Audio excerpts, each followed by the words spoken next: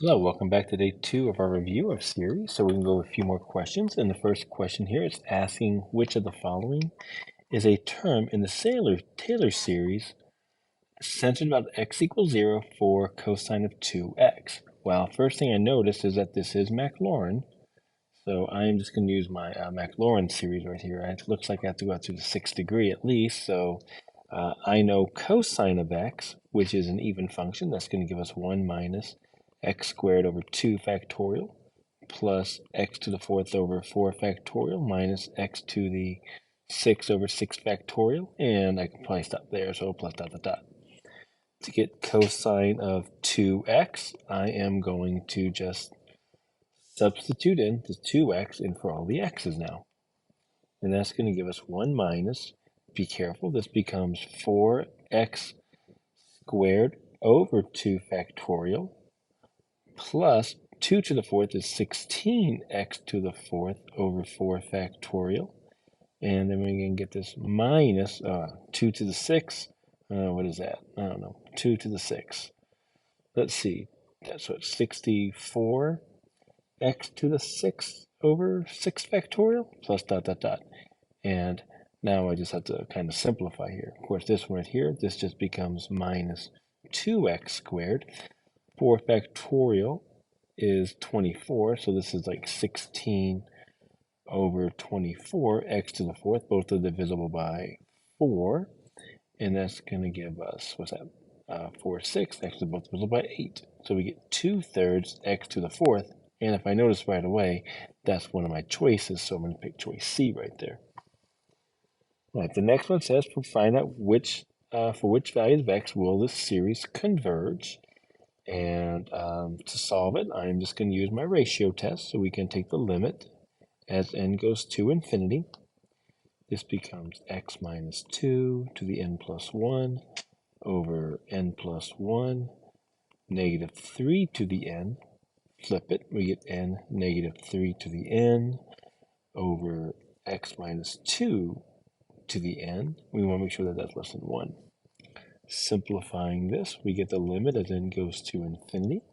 Looking at the x's, we're left with just x minus 2 on top. Whoops, on the bottom here, what happened here? Oh, that's what happened. This should be an x, not an n. There we go. And let's see here. In terms of the n's, we can't do anything, so we get n over n plus 1. And then we get negative 3. Whoops, that should be negative 3 to the n plus 1 right there. And this, we're just going to wind up with a negative 3 on the bottom. Set that less than 1. And solving it, anything that does not have an n, we can just kind of factor that out. So we're going to get the absolute value of x minus 2 over 3.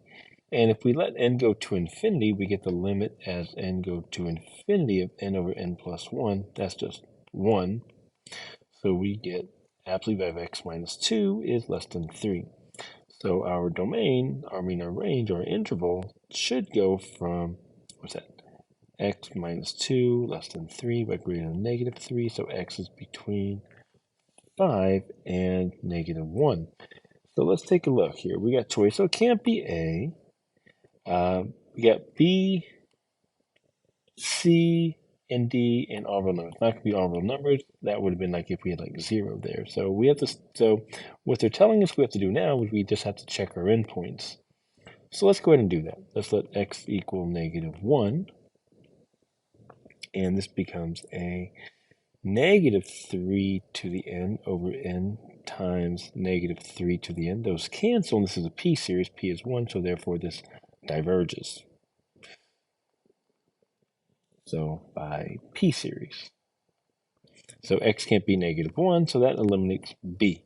Let's try 5. Plug in 5.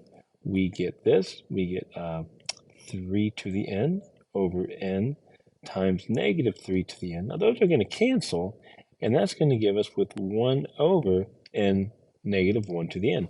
This is an alternating series. We take that limit as n goes to infinity of 1 over n, that does equal 0. So therefore, we can say the series alternates, decreases in magnitude, and the limit equals 0. Therefore, this converges by alternating series test. Now, of course, this is multiple choice. You don't have to show all this work on a multiple choice question, but it's nice to kind of see it in case you need a review for it. So 5 does work, and the only one that fits that is choice C. So our interval would be from -1 to 5, but we can include 5. Very easy to do. All right, let's look at number 3. These are kind of fun. We want to find out which does this kind of match up with. All right, so we want to find, they were given the following series, and we want to find out which one of these does it match up with. So let's see here. It looks like it has all the odds on it. So right now I'm thinking kind of cosine on this one right here. But unfortunately cosine alternates, and cosine is also going to be, sine. I'm thinking sine, excuse me, not cosine. Cosine's even. So I'm thinking sine, but the problem is sine will be over n plus 1 factorial, so it's not going to be sine, and it's not even one of my choices. So my next thing is I'm thinking, okay, well, let me think e to the x. It could be e to the x. Well, I know e to the x is the following. 1 plus x plus, what's the next one going to become? X squared over 2 factorial plus x cubed over 3 factorial plus x to the 4th over 4 factorial plus dot, dot, dot. Now, I am wanting to get all odd numbers, so let's see here what's going to happen here. Oh man, this is a tough one right here. So let's see here. Let's try e to the x squared. What happens if we just go e to the x squared? If we try e to the x squared, that's going to give us 1 plus x squared plus x to the 4th over 2 factorial plus x to the 6th over 3 factorial plus x to the 8th over 4 factorial plus dot, dot, dot. Now, oh no, it's almost it. But take a look. Look, this one should be an x. This x squared should be an x. X to the 4th should be an x to get x to the 5th. So remember, I want this 1 to be an x. I want this x squared to be an x cubed. And notice they're all just differing in their powers here by a factor of x. So that's just kind of telling me if I just multiply this by x, we would then get x plus x cubed plus x to the 5th over 2 factorial plus x to the 7th over 7 factorial plus dot, dot, dot. Whoop, that's a weird looking 3 right there. That should be a 3. There we go.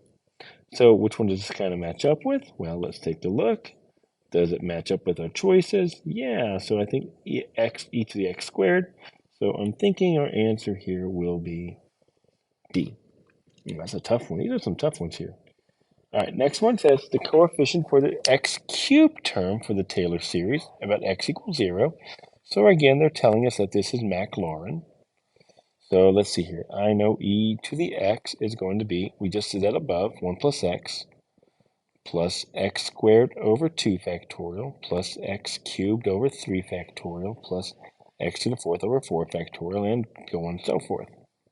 We want e to the x 2x. So if I go e to the 2x, everywhere there's an x, I just plug in a 2x.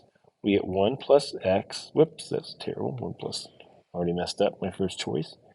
2x plus 2x squared over 2 factorial plus 2x cubed over 3 factorial. And I can keep going, but this is the term I want. I'm just going to simplify this. This becomes 8x cubed over 3 factorial, which is just 8x cubed over 6, and divided both by 2, we get 4/3 x cubed. We only want the coefficient, so the choice is there, of course, is D. All right, the next one here, this is a fun one. This one shows up on the AP every once in a while. They say they want to find the sum of an infinite series right here. So this is, we want the sum of an infinite series. Now, unfortunately, we don't know any of them except for one, the geometric.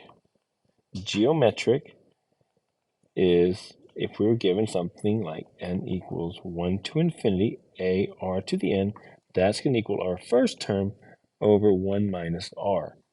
So they made it kind of tricky because they don't, this is geometric, but they say cosine of x. Cosine of x isn't less than 1, but notice they said evaluate f of 2 pi over 3. So they're telling us here x is 2 pi over 3.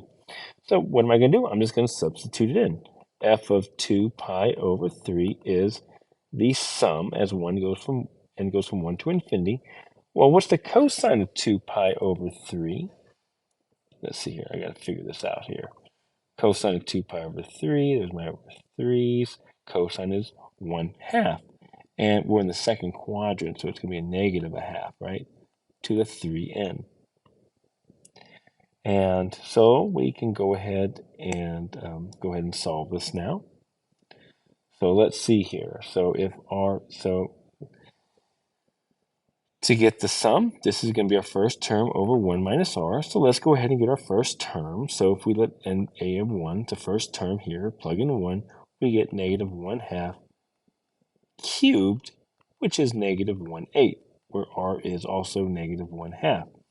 So this is going to become negative 1/8 over 1 plus a half. And this becomes negative 1/8. And over 3/2, invert and multiply, we get negative 1/8 times 2/3, and we get negative 2 over 24, or negative 1/12. And there we go. All right, same question for like number 6. We want to find the sum of a geometric series. So, of course, this is alternating. So our first term, of course, is 9/8. R, what am I multiplying here by? Matter of fact, I'm dividing actually here. I am dividing here by, what's that? 3. And I am, oops, a little bit tougher one right there. Dividing there by 3. So, and I'm dividing here by 2. So it looks like we are multiplying here then by what? 2/3 right there each time. So let's see, will that work? Times by 3/2. You see me struggle. The struggle is real. We'll come back to this one right here, okay? I got a student turning in the paper, so I'm going to stop it right now. So good time for a break and me to go check my notes.